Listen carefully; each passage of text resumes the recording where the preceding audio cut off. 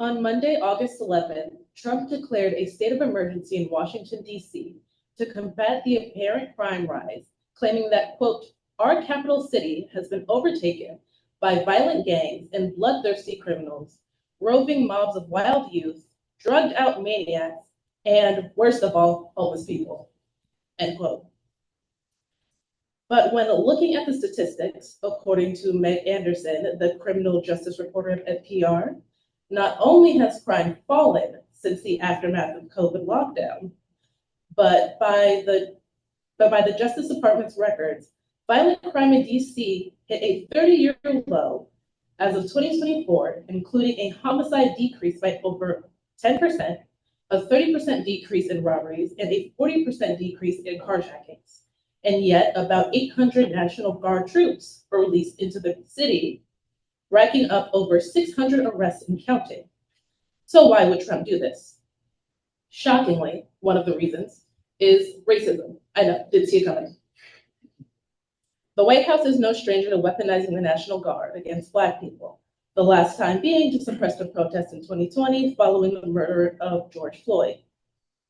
And when crime is discussed, describing the perpetrators as bloodthirsty, drugged out maniacs, the people that this is supposed to stir strong emotion in do not imagine a white face. Speaking of faces, on that very same day, August 11th at 5:01 p.m., the official White House Twitter, yes, I'm calling it Twitter, posted a thread featuring 7 uncensored photos, not mugshots, of private citizens at time of arrest with their hands tied behind their back, claiming that they are just a few of the 37 criminals arrested that night. Below the photos states their allegations, such as possession of a firearm or possession of narcotics.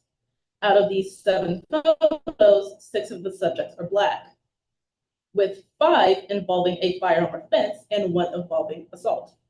The only non-Black face also has the only non-violent offense displayed, unauthorized use of a vehicle. And the only face looking sadly at the camera. Unsurprisingly, this is the arrest that the commenting supporters feel the most sorry for, claiming that he shouldn't be there amongst, quote, drug dealers and killers, end quote. The White House is ensuring that Black people remain the face of violent crime so that when the National Guard continues to terrorize the communities within the once predominantly Black District of Columbia, the public will assume that they are simply criminals getting what's coming to them and will receive less support from the people around them as the troops violate their human rights more brazenly by the day.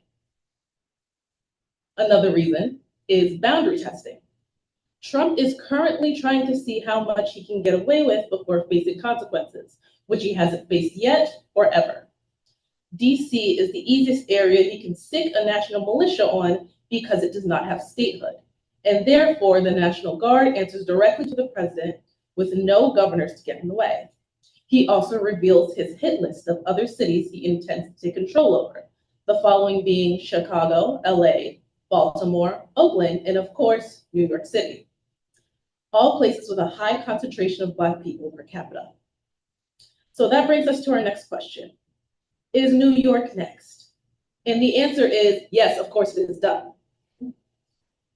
With federal arrest of Comptroller Brad Lander in June for trying to protect a migrant ICE wanted to kidnap, and the ongoing call for the deportation of Assembly members Ramamdani for being brown, Trump is salivating at the opportunity to dominate or disappear any government official who doesn't take his bribes or bend to his whim.